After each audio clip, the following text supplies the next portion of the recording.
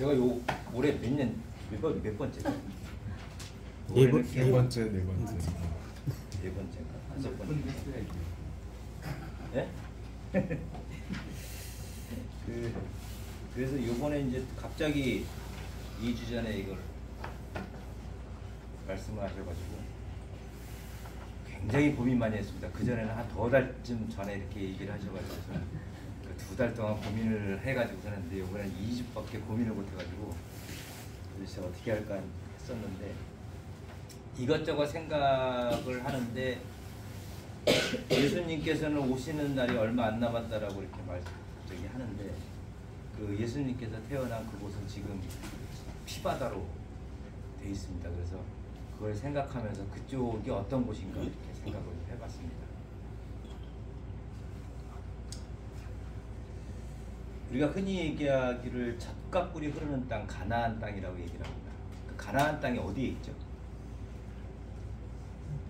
가나안 땅의 위치. 베들레헴은 어느 나라 도시일까요?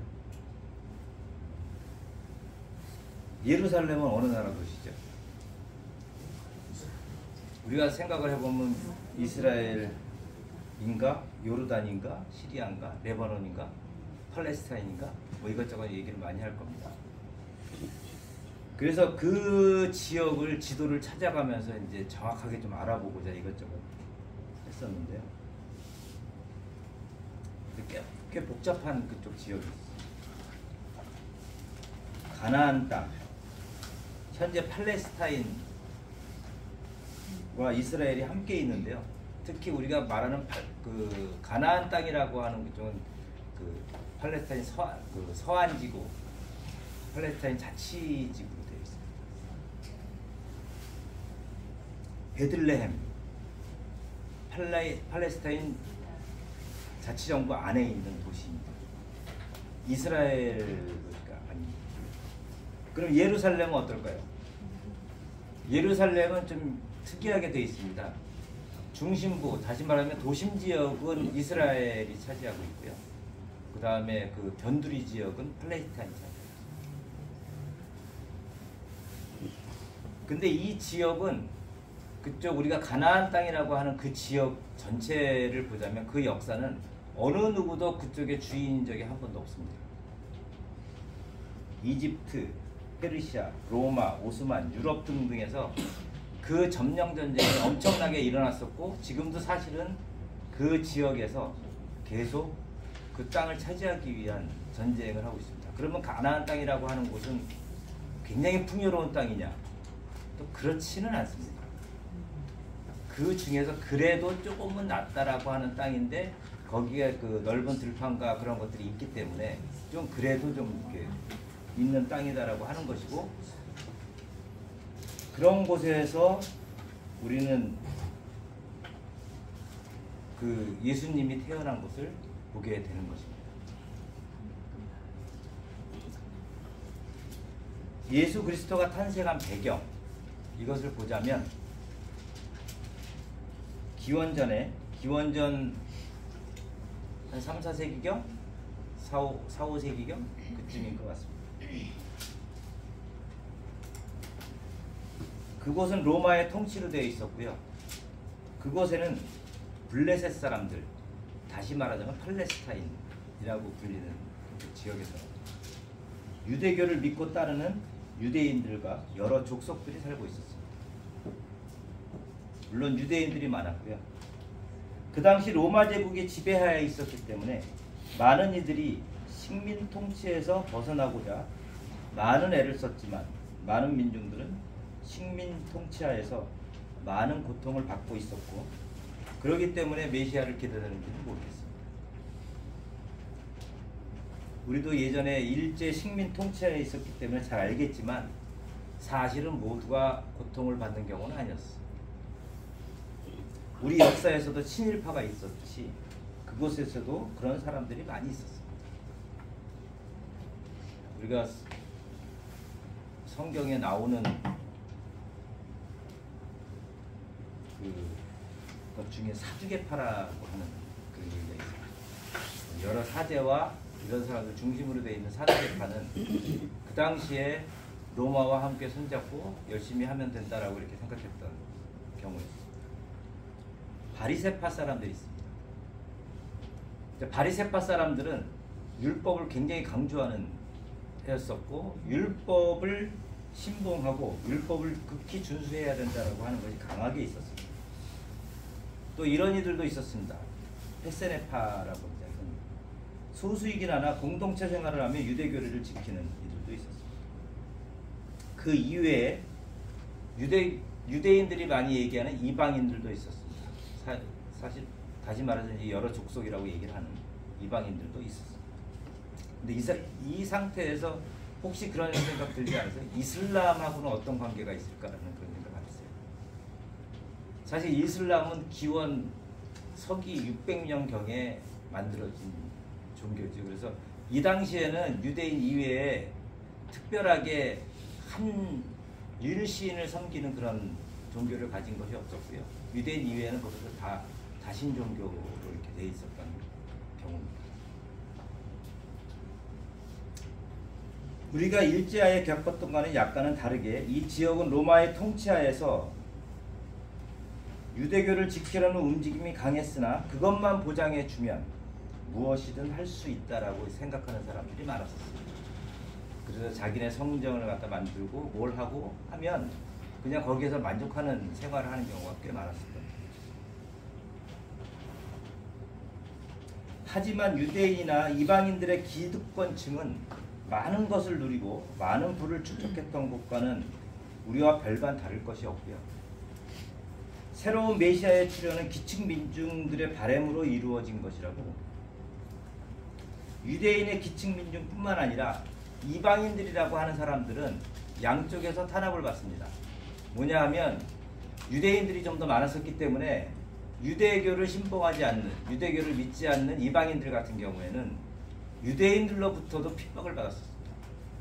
지나갈 때 저 사람은 사마리아 사람이다, 저 사람은 무슨 사람이다 해서 상당히 많은 핍박을 받았던 거죠. 거기에다가 로마의 핍박까지도 받으면서 숨 쉴 곳이 없을 정도로 이렇게 힘들어하는 삶을 살았던 그런 것입니다.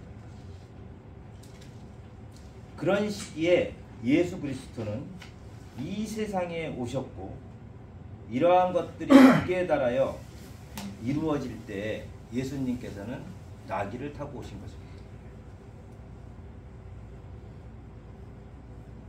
지금 우리가 사는 이 땅에서는 누가 메시아를 기다리고 있죠? 아니면 욕망을 쫓는 것을 메시아를 기다린다고 생각하지 않을까? 무엇이 더 간절할까? 우리가 사는 이 땅은 특별한 사람만 살아갈 수 있는 것일까? 아니면 잘난 사람, 못난 사람, 이상한 사람, 괴상한 사람, 모든 사람이 다 잘 살 수 있는 곳일까? 이런 것들을 또 생각해 보게 됐습니다. 요즘 전쟁이 많이 일어나니까 이스라엘이라는 곳을 한번 가보겠습니다. 이스라엘 입장에서 한번 생각해 봤습니다. 그 옛날 젖과 꿀이 흐르는 땅, 가나안 땅에서 이방인들을 완전히 몰아내고 자신들만의 낙원을 만든다는 종교적 명분을 갖고 있을 것입니다. 이것이 잘 이루어질 때 메시아가 오셔서 굳건한 신의 나라를 만든다고 굳은 신앙적 믿음이 있을 것입니다. 그러나 그 이면은 어떨까 생각을 해봤습니다. 땅을 넓혀 중동 지역의 패권을 장악하고 우위를 점하려고 하는 것은 아닐까. 그리고 자본주의의 욕망덩어리와 평화를 빙자하여 무기를 팔고 금융자본주의의 우위를 점하려는 그러한 세력들과 결탁하여 많은 부와 세계 금융과 에너지 패권을 잡으려는 속셈이 아니겠습니까? 이스라엘은 유대의 권력자들은, 유대의 극단주의자들은 세계 금융자본을 좌지우지하는 것이 오히려 지상과제였다고 생각할 수가 있겠습니다.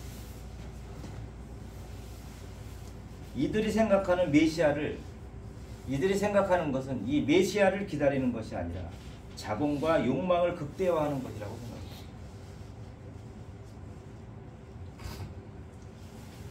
그러면 그들의 이방인 팔레스타인은 어떨까 생각을 해봤습니다. 그 중에서 팔레스타인 이슬람 극단주의자 하마스는 어떤가 생각을 해봤습니다. 자신들의 시민들이 도륙을 당합니다. 저항하는 모습을 보이지만 자국민의 도륙은 거의 아랑곳하지 않습니다. 이슬람의 극단주의에서 장렬히 전사하는 것은 알라에게 자신을 온전히 바치는 영광스러운 행위라고 하는 것이 있기 때문에 극단주의자들은 어떤 것이든지 그렇게 행동하는 것이 전 세계적으로 나타나는 것이 있습니다. 이러한 유대 극단주의와 이 이슬람의 극단주의의 만남은 이스라엘과 팔레스타인의 민중들을 죽음의 공포에 몰아넣고 있습니다.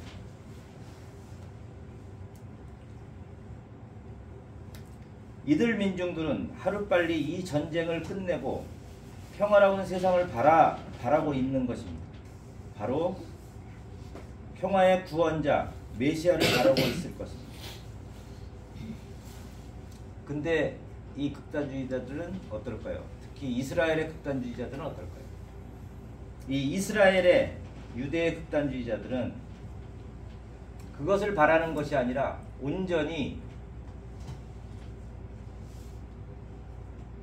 사람을 죽여서라도 자기와 반대되는 모든 사람들을 다 죽여서라도 차지하고 싶은 것들이 있을 것이다. 지금 이 세상에서 차지하고 싶은 것, 자본과 무기와 에너지와 이런 것들을 모든 것을 차지하고 싶은 욕망이 있을 것입니다.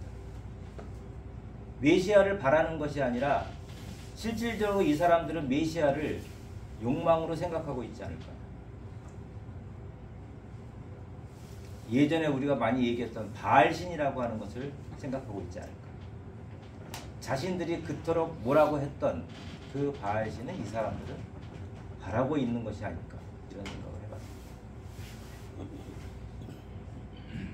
해봤습니다. 다른 나라 얘기하니까 좀 이상하잖아요. 우리나라 한번 얘기를 한번 해보겠습니다. 요즘 뉴스 들으면 뭐가 많이 나오죠? 일단 우리가 좀 싫어하는 사람이 먼저 나오죠. 먼저 나오고 제가 그 9시 뉴스를 갖다 계속 한번 봐봤습니다. 이거 하고 나서 진짜로 내가 얘기한 게 맞나 이렇게 했던, 진짜 팩트 체크를 한번 해보려고 이렇게 쭉 봤는데요. 거의 3분의 2가요. 이런 걸로 다 돼 있더라고요. 그 아까 맨 처음에 시작하자마자 나오는 그 사람의 얘기와 친명 비명 이야기, 윤핵관 이야기, 친윤 이야기, 찐윤 이야기, 검찰과 정치인 이야기, 검찰 출신 이야기, 법무부 장관 이야기, 그 다음에 대통령 배우자 이야기, 재벌 이야기, 그리고 나머지 것들을 보면요 단신으로 처리를 합니다. 그 이외의 뉴스, 그러니까 3분의 2가 이걸로 다 채워져 있습니다. 그럼 뉴스를 보는 사람은 어떻겠어요? 뉴스를 보는 사람들은 우리의 생활이 지금 어떤가, 우리는 잘 살고 있는 것인가, 우리는 무엇을 해야 되는 것인가, 이런 매체를 통해서 우리가 보는 것이 아니라 이런 거를 통해서 자꾸 삶의 의욕이 꺾여 나가는 그런 지금 현재 세상에 대해서 자꾸 환멸을 느끼는 그런 생각을 가지게 하고 있지는 않나, 이런 생각을 해봅니다. 우리의 이야기는 없었습니다. 그런데 매일 꼭 나오는 것은 뭐냐 하면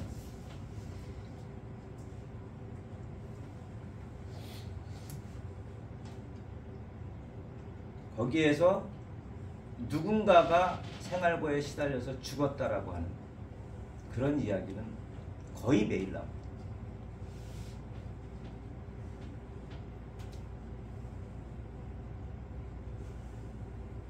경제적 약자, 장애인 문제, 노인 문제, 아이들 교육, 이런 우리가 삶이 힘들어서 생을 마감하는 이야기 이외에 경제적 약자나 장애인 문제나 노인 문제나 아이들 교육의 문제나 여러 가지 사람들의 살아가는 이야기는 단신으로 처리되고 잘 나오질 않습니다. 그렇게 된다면 이 나라는 특정 집단만 사는 나라인가? 정치인만 사는 나라인가? 재벌만 사는 나라인가? 그 이외에 여기에 빌붙는 특정 세력만 살아가는 나라인가? 이런 생각을 또 한번 해보겠다. 이들 이외에 정치인, 재벌, 특정 세력 이런 사람들 이외에 대부분의 사람들은 지금 우리의 삶의 무게를 견디면서 그렇게 어렵게 살아가고 있습니다. 누가 나의 손을 잡아줬으면 하는 생각으로 그렇게 살아가고 있습니다. 어제 뉴스에 보니까 그게 나와 있더라고요. 굉장히 길게 다룬 내용인데요. 현대자동차에서 400명을 뽑는데요. 올해 400명을 뽑는데 20만 명이 몰렸다고 합니다. 그런 얘기가 나왔으면 청소년들의 취업 문제라든가 청소년들의 삶의 문제가 나와야 될 거 아니에요. 그거 안 나옵니다. 뭐가 나오냐면 취업을 미끼로 사기가 극성하니 조심하십시오. 그 얘기가 나옵니다. 이 청년들의 삶의 문제에 대해서 꼭 그렇게 나왔으면, 그런 취업이 어렵다라는 것이 나왔으면 청년의 삶은 지금 어떻게 살고 있는 것인가, 세상은 어떻게 돌아가기에 청년들은 일자리를 그렇게 잘 잡지를 못하면서 그렇게 생활할 수밖에 없는가가 나와야 되고, 그 해결책을 빨리 찾아야 된다라고 하는 것이 나와야 되는데 그것은 나오질 않아요. 한마디로 현대가 잘 나가니까 그쪽에 있는 것이 와, 잘 되더라, 이렇게 얘기가 되는 것입니다.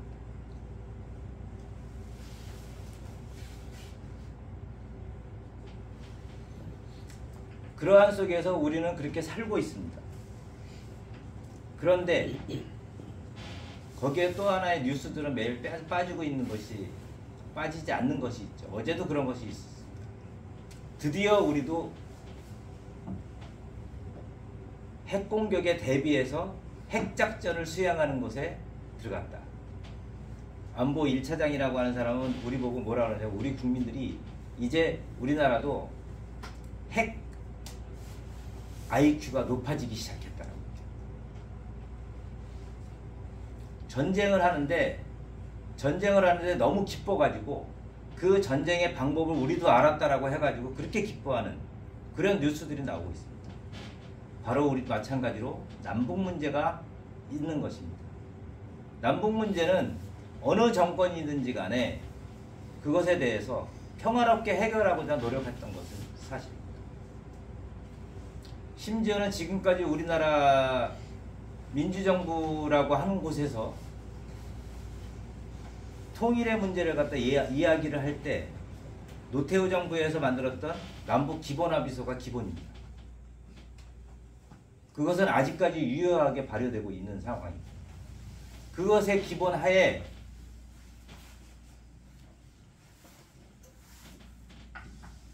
김대중 대통령도 노무현 대통령도 문재인 대통령 전부 다가 그것의 기본 하에 만들어진 것을 어떤 이들은 그것이 빨갱이다라고 해가지고 다 치부해버립니다.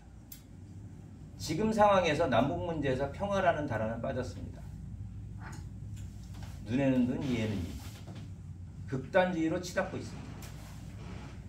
살기도 힘든데 평화마저 빠져버리는 그런 상황에서 우리는 살고 있습니다.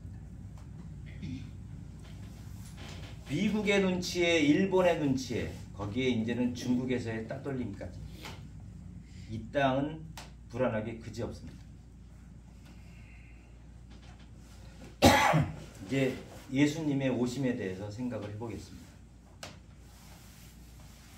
예수 그리스도는 당시 유대의 지도자, 로마의 통치자, 유대 종교를 너무나도 따르는 바리새파, 사두개파 사람들보다는 삶이 힘들어하는 기축민중들, 과부, 장애인, 경제적 약자와 함께 하셨습니다.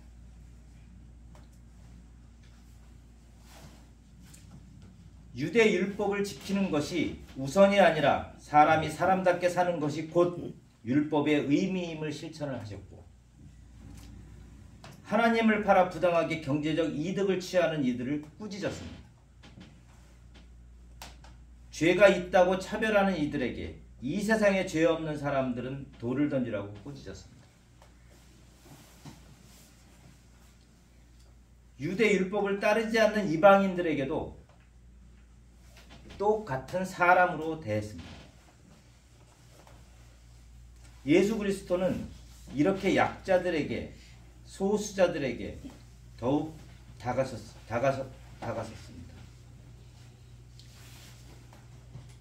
우리는 이런 예수 그리스도를 기다리고 있는 것입니다. 우리는 가만히 앉아서 기다리는 것이 아니라 예수 그리스도의 행적을 따라 이를 실천하며 기다리는 것입니다.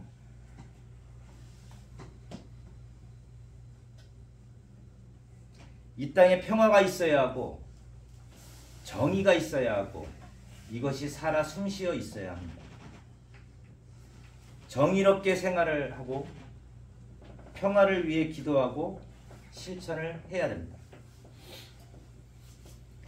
이 땅에 더 이상 성별, 인종, 장애, 성적 지형, 학력, 종교 등의 이유로 어떠한 차별도 없어야 합니다. 우리 마음속에 조금이라도 남아있는 차별적 마음을 버려 다양성과 다름을 이해하는 차원이 아닌 바로 다양성과 다름을 당연하게 받아들이고 인정해야 합니다. 가나안 땅이 사륙의 피가 흐르는 땅이 아니라 젖과 꿀이 흐르는 땅으로, 평화의 땅으로 거듭나야 합니다. 그러기 위해서 우리는 팔레스타인을 위해 기도하고 작은 마음이라도 전하는 행동을 해야 합니다. 이런 실천을 한다는 것 자체가 예수 그리스도와 함께 한다는 것이고 대림절을 맞이하는 우리들의 자세인 것입니다. 그리고 오늘 이야기한 예수님의 존재의 이유이기도 합니다. 다 같이 기도드리겠습니다.